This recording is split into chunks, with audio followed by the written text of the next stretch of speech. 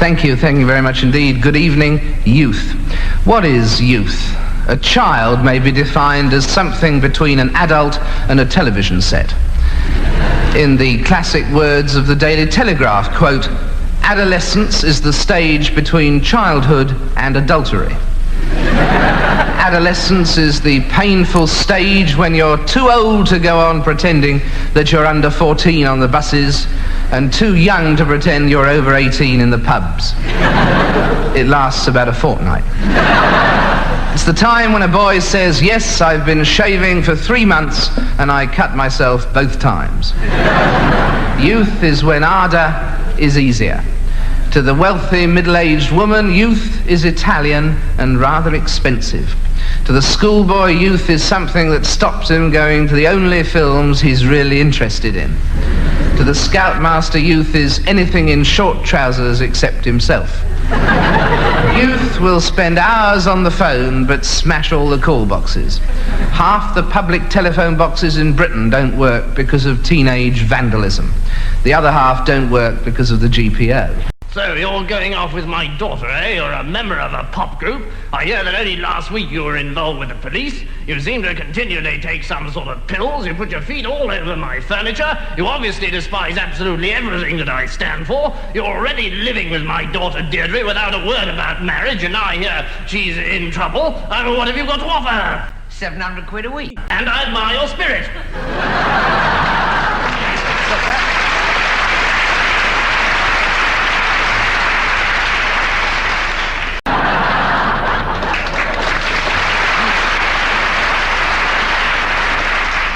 Youth is thinking that Noel Coward was a Frenchman frightened at Christmas, that Shirley Temple is a building, and that Lady Docker is a Russian shipyard worker. We asked... I hear she is, too. It's amazing. We asked John Cleese what kind of a youth he had been. He said, half good, half bad. Apparently he used to take old ladies halfway across busy roads.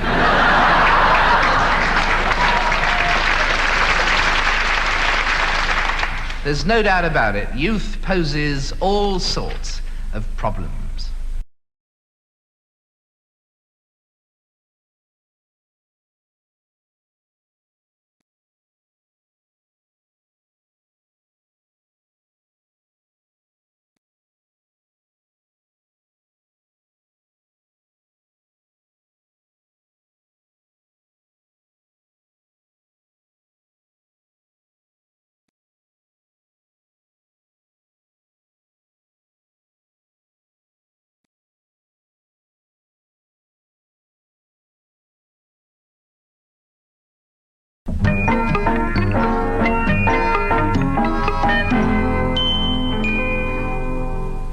I was born out of my father's desire to perpetuate his title. I was born out of my father's desire to perpetuate the family business. I was born out of my father's desire. My first words were mater and pater. My first words were mummy and daddy. My first words were... My school educated some of the country's great leaders. My school was endorsed by Britain's greatest business brains. Mine was approved too. I was brought up with a belief in aristocratic privilege. I was brought up with the urge to better myself. I was brought up with me granny, me Auntie Mabel, Mrs. Critchett up the tobacconist's, my Uncle Fred's half-sister, and Maisie Froggett. Maisie Froggett was best. I like C.P. Snow, Antonioni, and the Beatles, of course. I like James Bond books, John Wayne films, and the Beatles, of course. I like birds. I dislike moral decadence, American worship, and Victor Sylvester, of course. I dislike dinner suits, Friday night is music night, and Victor Sylvester, of course. I don't like ugly birds. 3 stratas of society, yet each with a high point of recollection from their young lives. Mine was when I first realized that I was born to a privileged family and that it was up to me to carry on the proud traditions of British aristocracy. Mine was a romantic night in East Grinstead when, thanks to one Pauline Kershaw, I first discovered the forbidden delights of love, passion, and physical desire. Daddy!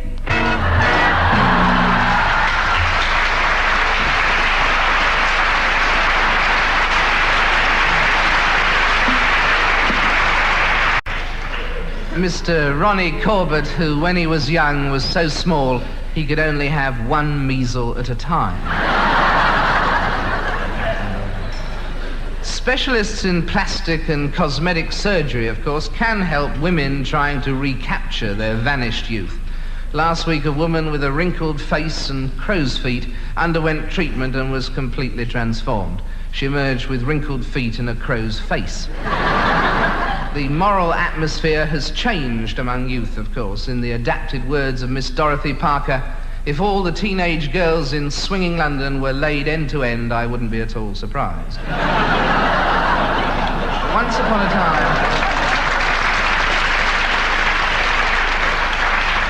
upon a time, teenage girls stayed with their parents. Now they all want to move into bachelor flats.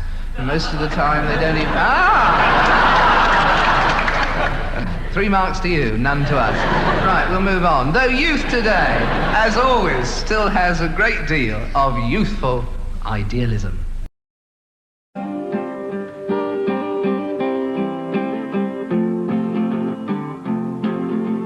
We stood in the windy city, the gypsy boy and I.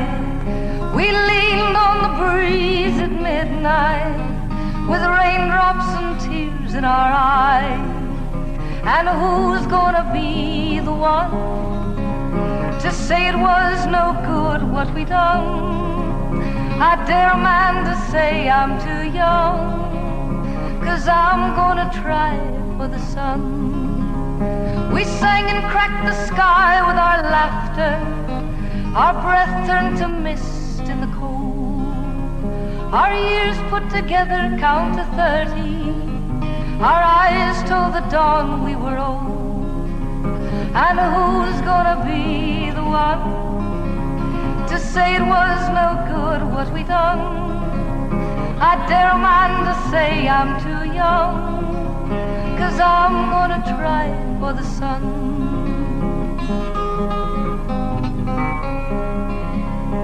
Mirror, mirror hanging in the sky, won't you look down what's happening here below? I stand here singing to the flowers, so very few people really know. Who's gonna be the one to say it was no good what we done? I dare a man to say I'm too young, 'cause I'm gonna try for the sun.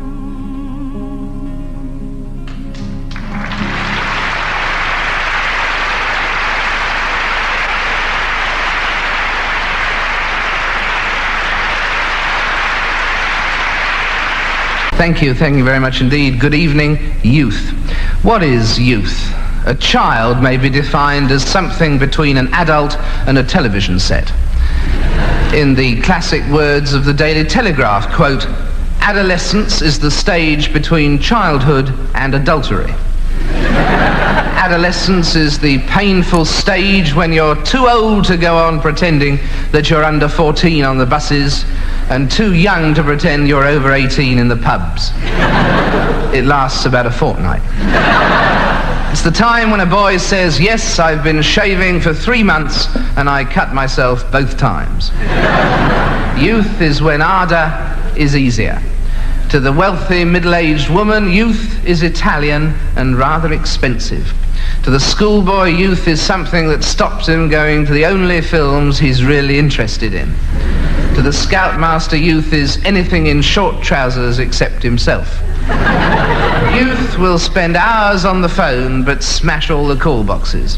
Half the public telephone boxes in Britain don't work because of teenage vandalism. The other half don't work because of the GPO.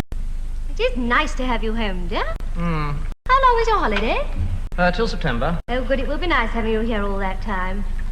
Your father and I see so little of you. It will be nice having you all to ourselves for 3 months. Yes. Because your father's got 3 weeks off at the end of August, and I thought how nice it would be for all of us if we all went up to Bridlington to stay with Auntie Jojo. Yes, well, I'm afraid I don't think I'll be able to manage Because that. I remember how much you used to like Bridlington. Because I'm going to Crete. Your father and I are so looking forward to it. Mother? Because it's the only holiday he gets during the year, and I know you wouldn't want to disappoint us. Him. Mother, I'm afraid that I've decided I'm going to Crete. And I remember how much you enjoyed Bridlington last year. It did your father and I so much good because we're not as young as we used to be, and we don't see very much of you nowadays. Well, not as much as we'd like to. We're getting old. We don't know how much longer we're going to be here. And so it will be such a treat for all of us. Mother, don't you remember last year? It was sheer misery for all of us. 2 weeks of sitting in the car on the seafront with the windows up, bickering. What a wicked thing to say. You said you enjoyed it. That's a lie. How dare you speak to your mother like that at her age? Well, don't lie. I don't know what's happened to you. You've changed since you've been to university. All you want to do is spend all your time with your friends. Or reading. Mother? You blackguard. Mother? Anyway, why do you want to go to Crete? Oh, you did hear. Because Crete is beautiful, has a wonderful climate, and historically is one of the most interesting, fascinating, and important places in the world. Unlike Bridlington. We all went to the museum. I'm very sorry, but I'm afraid I've decided to go to Crete. Well, I don't know what's happened to you. After all we've done. Oh, I only want to go to Crete, bloody hell. Where did we go wrong? Anyway, where is Crete?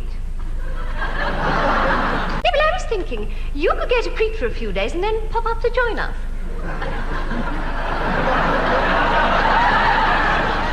What? It's in Greece. Greece? Yes. Oh, well, in that case, I forbid it. It's out of the question. Go on. Now, look, don't be silly, dear. Look, you come to Bridlington with us, and next year perhaps your father will take you to Crete. I'm going to Crete. We'll stop your money. You don't give me any. You know your father's got a bad leg. The worry will kill us. What worry? You are going all that way on your own. I'm not going on my own. I'm going with Alan Hutchison and Jamie Dugdale. Jamie Dugdale? Yes. Isn't he Lord Craythorne's son? Yes. Why didn't you say so?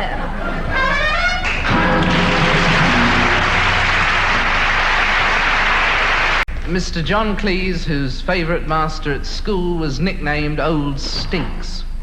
He wasn't the chemistry master, just a geography teacher with a problem.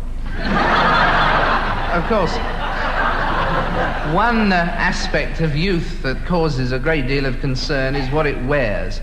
Carnaby Street has spawned the new saying, in the spring a young man's fancy, but in the summer he's even fancier. Trouser suits have been banned this year from the Ascot Royal Enclosure. Men are presumably expected to wear skirts. And so many teenagers are wearing old uniforms now that a girl in Carnaby Street stopped a youth wearing jeans and gave him a white feather. Though thank God some young people do still have the right idea. We've just heard that a 13-year-old boy who potholed in Yorkshire, climbed Ben Nevis and swam the British Channel has been awarded the Duke of Edinburgh.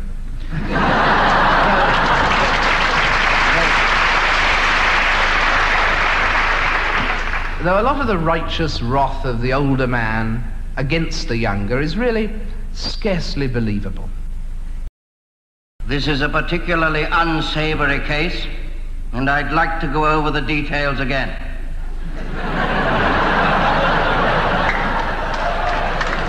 Now, you three boys, Preble, Wither, and Dunstable, went into this cafe, the Greasy Spoon, and there did the most obnoxious and offensive things. You, Dunstable, appear to have been the ringleader.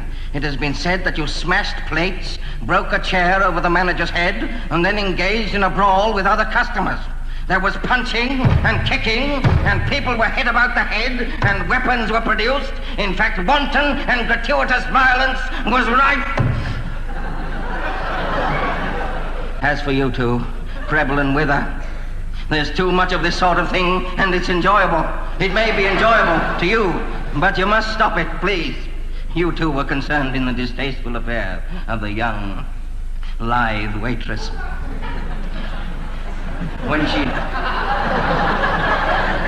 When she informed you there was no daddy's sauce, you apparently...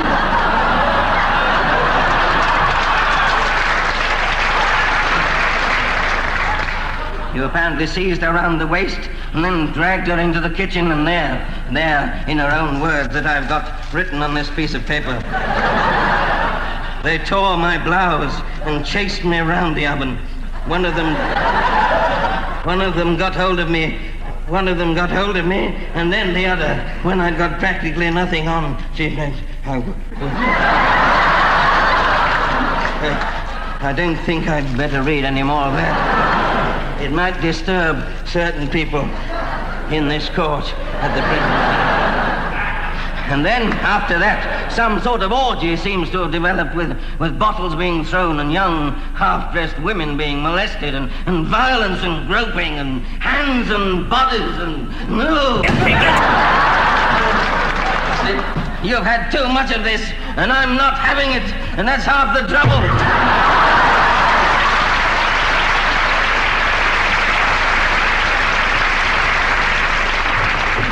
That is, there's many ordinary, decent, law-abiding citizens who could do all this just as well as you know. I'm going to be severe. You're going to be beaten and flogged and deported. And if you think you can, and I know you can because you already have, well, this then society must put the boot in. I mean, don't you think? I mean, you just show me a little dolly, mateys, and old Dad here will show you all the way home. Don't you worry about it. I find you all extremely guilty. But I shall defer sentence until I've had a psychiatrist's report.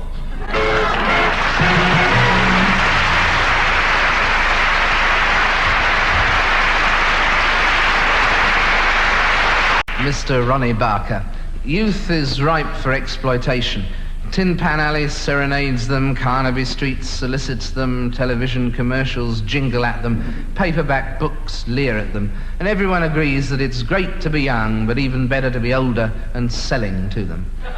Youth, of course, finds its cultural outlets in different ways. The back row of the cinema is reserved for experimental film goers. And young people sometimes have money-making ideas as well, like the boy in Willesden who changed his name to Mr. X and then sued the people for defamation of character. But of course... Don't do it, please, or we'll all be in trouble. But of course, all these criticisms of youth are quite true. Young people are out getting lost in a psychedelic trance while their parents are safely tucked up in bed with 8 whiskies and 3 sleeping pills inside them. They do have sex orgies at times when respectable people are reading the news of the world.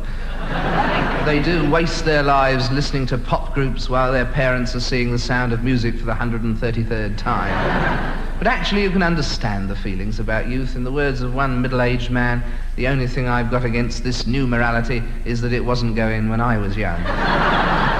Everyone envies the young. Most fathers secretly envy the games their children play. When Dad buys little Trevor an electric train set, everyone knows who's going to play with it.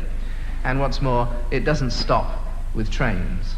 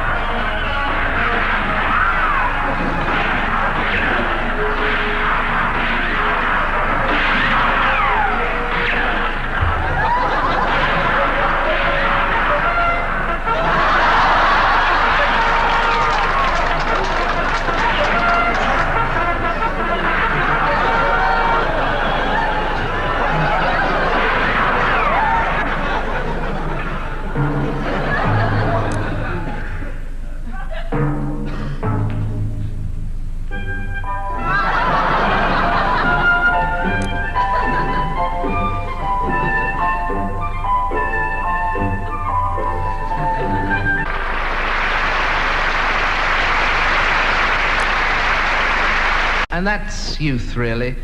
One tip for parents: informed psychiatric opinion states that it does no harm to kiss your children goodnight if you happen to be up when they come home. In general, one can only applaud the example of the father who said, "I want my son to have all the opportunities I never had." So he sent him to Roding. Good night.